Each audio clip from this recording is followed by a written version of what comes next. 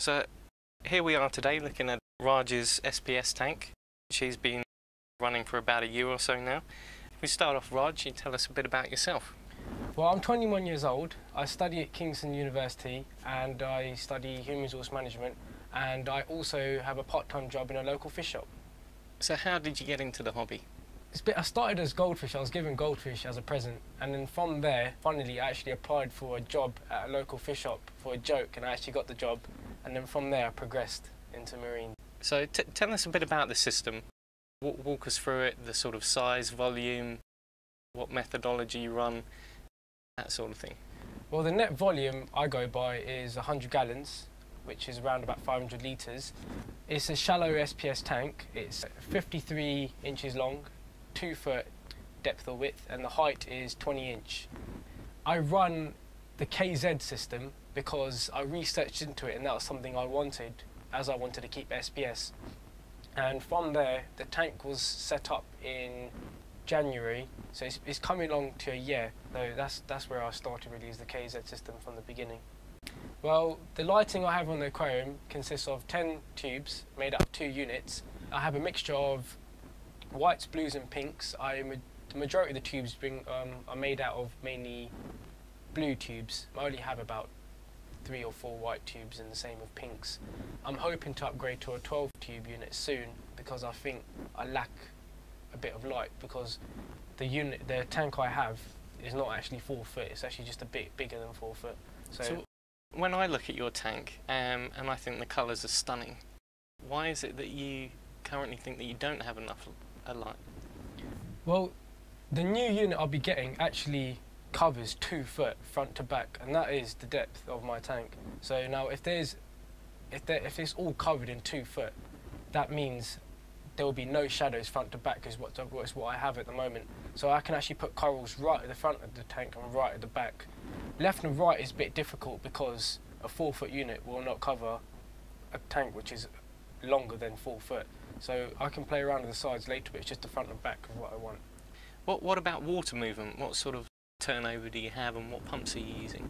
Well, turnover and water movement, I mainly have just one return, which is my Compact 5000 Eheim running at full blast, and I have 2 MP40s. I don't have them synchronised. I did it having it of a wave motion, but then I decided to have one in Reef crest and the other in lagoon. The reason I decided to do this, because one, the pumps are higher up, so that creates a lot of surface agitation, and also because I use sugar fine sand, if it's way too powerful and too lower down in the aquarium, it will stir up the sand and cause loads of problems.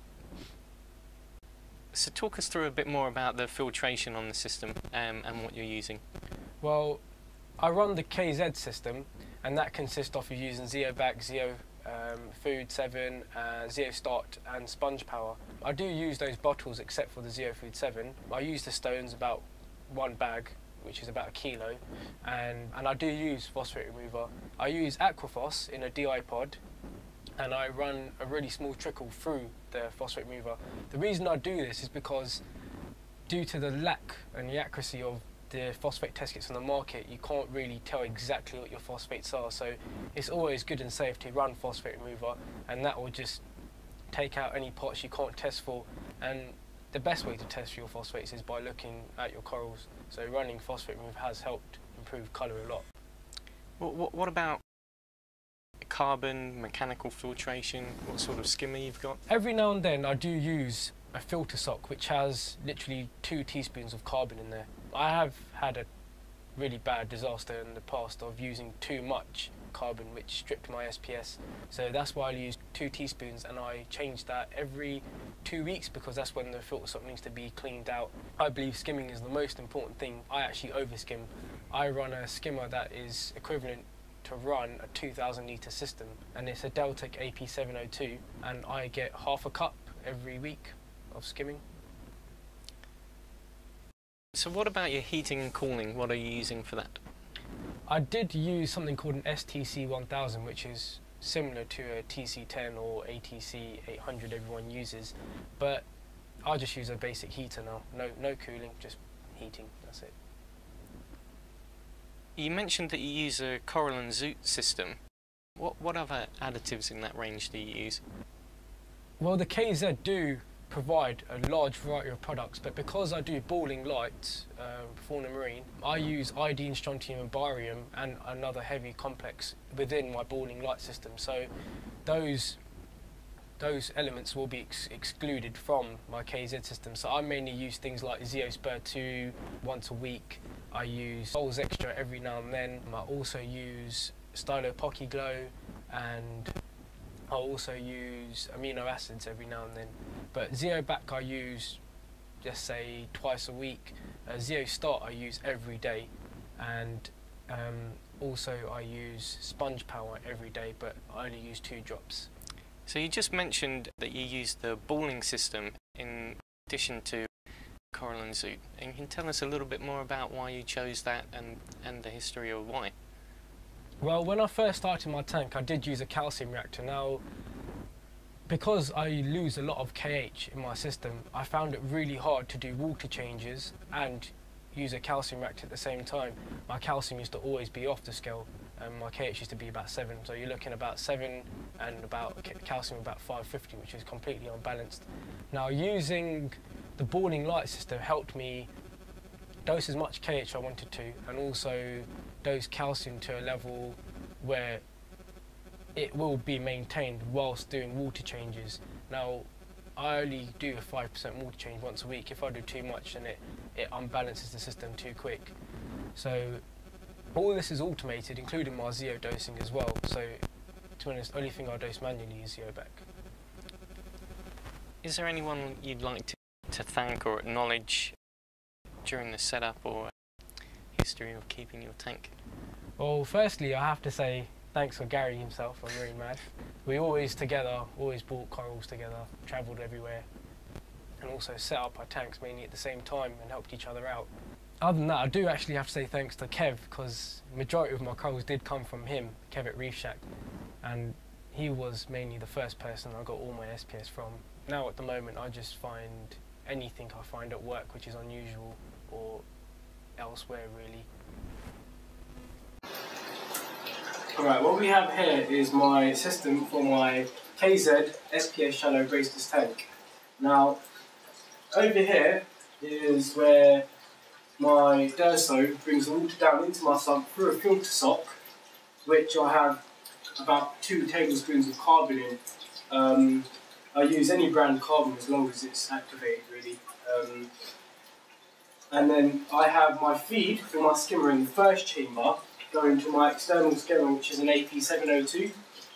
Then that is returned into the chamber, my second chamber, where my KZ reactor sits.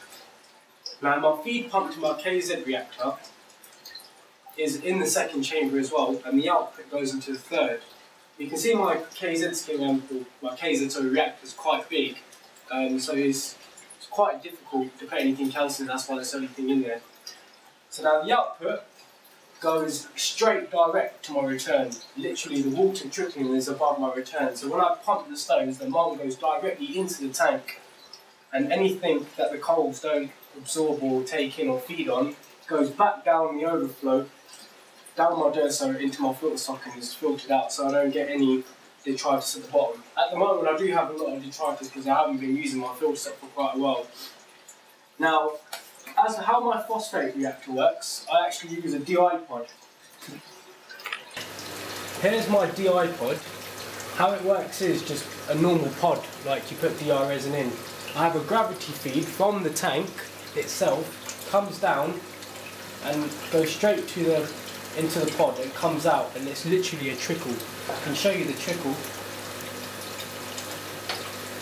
which is literally that much. And that goes literally into the third chamber. And this is a closer shot of my skimmer, and that's how much it pulls out in a week's time. Alright, this is my phosphate reactor here, which is not really doing much, but it's only used if my phosphates elevate to about 0.3. Other than that, I don't really use it, but it's got phosphate remover in there and I hardly ever change it, to be honest. It's been in there for about the last 4 months.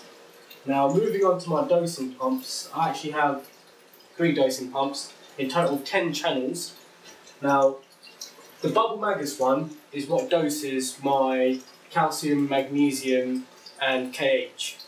I don't really dose magnesium, but I've got a 12 litre container for my KH, my sodium bicarb, and a 5 litre container for my calcium. Same with the magnesium, but there's hardly anything in there. Now, 12 litres will probably last me for the KH around just over a month. I use about 400 to 450 ml of bicarb daily, and 90 ml of calcium daily, and 10 ml of magnesium daily. Now, moving on to the GrowTech dosing pump, this does all my KZ products. Now, at the moment, I'm only using 3 channels, and what I'm dosing is, in this bottle here, I'm dosing Zeovit 3 diluted, so on total I'm dosing 0.8 ml, and then in this bottle here, I'm dosing sponge power. Now, I had to do some calculations, so in total I'm actually dosing 2 drops a day. And then the third one is just going to be dosing K-balance. Now, I literally do 1 ml daily, just 1 ml is enough. Now, all these extra bottles here, I don't use all of them, but what I want to start dosing with the extra 4 channels is amino acids, which is in the fridge at the moment, Stallo Pocky Glow, I want to dose Foals Extra, and I want to dose Zeospur 2. Now, Zeospur 2 I only dose once a week, so I'll have to somehow upgrade my GrowTech dosing pump in order for me to dose specific days rather than every day. Now, at my boiling lights, I use these 3 bottles here, which is the Fauna Marine bottles, and they consist of strontium, barium. The other bottle contains heavy metal complex, and this one contains iodine, and that's what doses into the tank all the time. But iodine and I think the iodine only goes in the KH, and the strontium and the heavy metal complex goes in my calcium.